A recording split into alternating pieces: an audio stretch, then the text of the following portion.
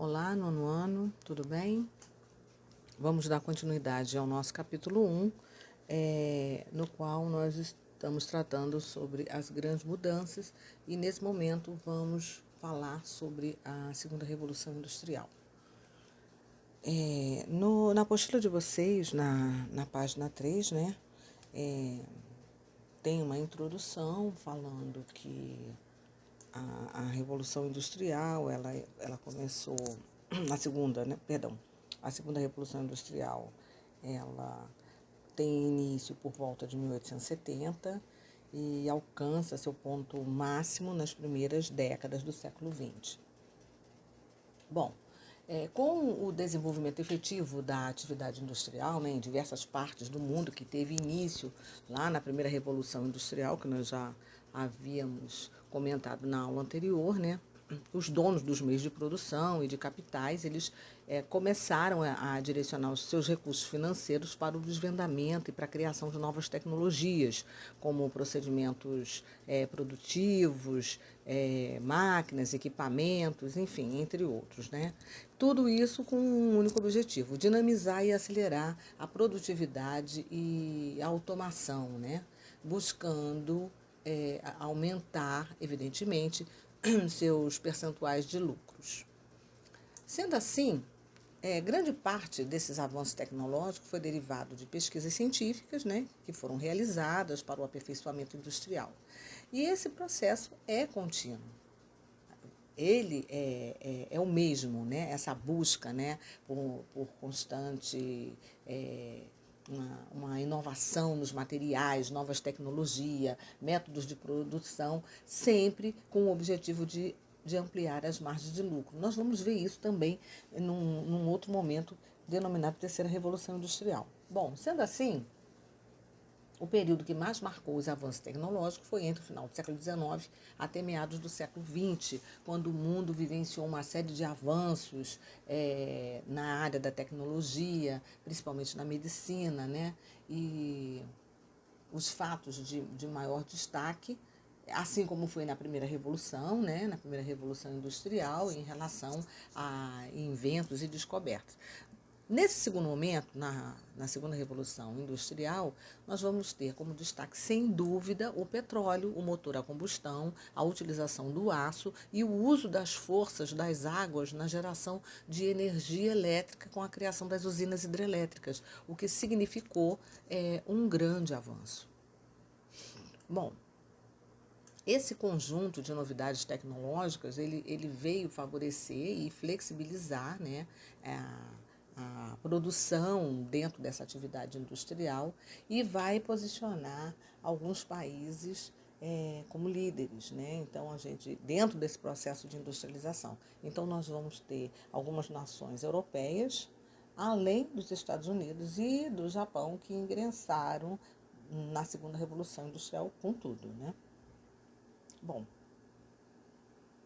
ainda dentro dessa temática da segunda Revolução Industrial, né, que focou na produção e no segmento de indústrias de grande porte, como as siderúrgicas, as metalúrgicas, as petroquímicas, as grandes indústrias automobilísticas, o transporte ferroviário e naval.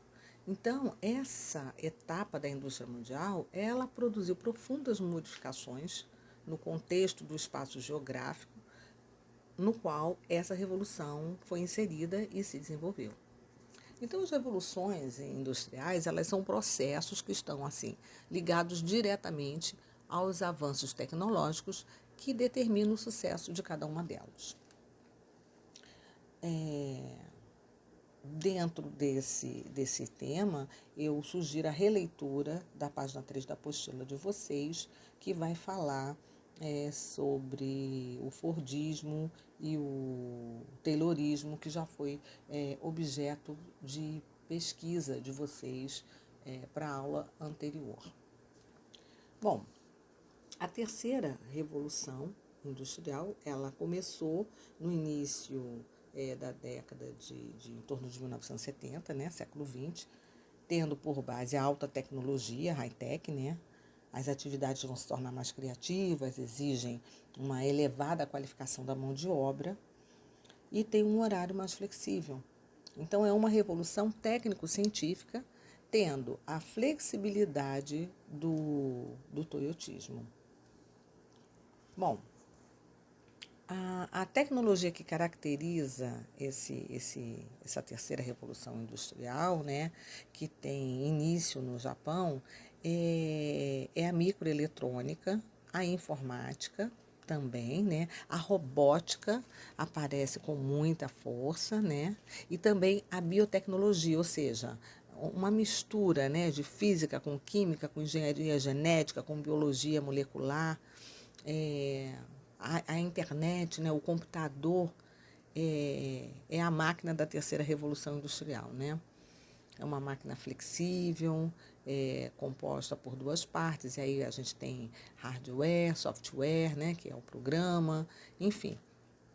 Então, nós vamos ter uma transformação cada vez mais dinâmica, mais rápida com a terceira revolução. E nós podemos observar isso no nosso cotidiano. Dia a dia, cada vez mais, a tecnologia fica sofisticada, né? Já falamos em 5G e o céu é o limite, né?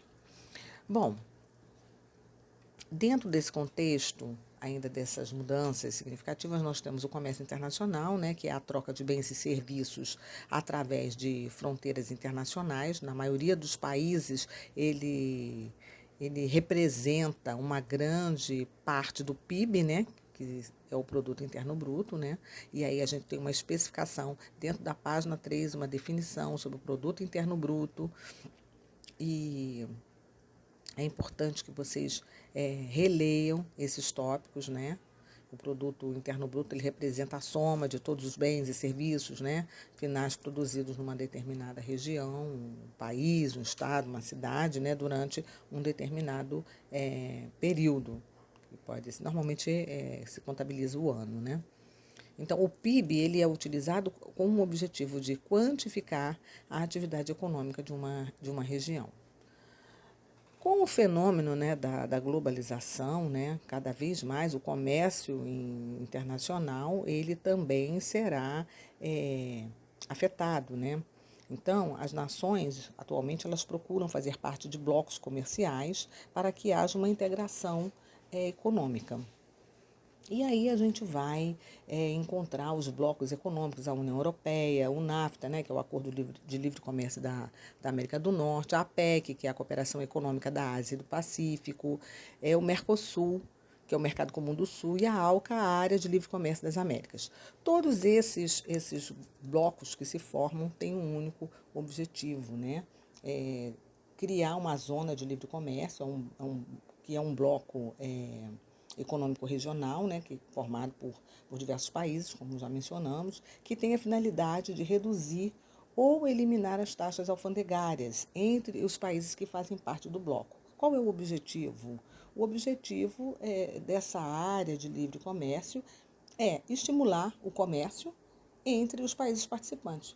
Qual o objetivo? Lucro, evidentemente, que é a síntese do capitalismo. Temos também um outro conceito que é de união aduaneira, né, que é um tratado entre um grupo de países ou territórios que instituem uma união aduaneira, ou seja, onde há uma livre circulação de bens. Ou seja, esse lugar de livre circulação de bens é a área de livre comércio e uma tarifa aduaneira comum a todos os participantes. Então, essa tarifa é válida para importações provenientes de fora da área, né? Apesar de se abrir as fronteiras para mercadorias, capitais e serviços, não permite a livre circulação, aí, nesse caso, de trabalhadores. E aí a gente esbarra numa outra questão, que é a questão das migrações internacionais. E aí nós temos vários tipos de migrações por atração, por repulsão, por refúgio e por turismo. A por atração é aquela, né, que as pessoas que vivem em países sem boas condições de vida e principalmente de trabalho são atraídas rumo aos países desenvolvidos, evidentemente, em busca de melhores oportunidades e melhores salários. Por repulsão, quando a pessoa deixa seu país por questões políticas, perseguições e guerra. E por refúgio, acontece quando a pessoa sofre perseguição de ordem política, religiosa ou étnica, não é? E aí a gente tem também a questão dos refugiados de guerra. E aí você tem os fluxos migratórios internacionais por turismo, que é quando a pessoa busca lazer, cultura, ou vai em busca, sei lá, de conhecer uma nova religião. Esse fluxo é privilégio de uma parcela muito pequena da população mundial, porque viagens internacionais sempre têm um custo mais elevado, né? Então, os principais países que atraem turistas são os Estados Unidos, a França, a Inglaterra, a Alemanha e o Japão. Observemos que são países desenvolvidos, ou seja, as pessoas vão em busca de conhecer novos horizontes.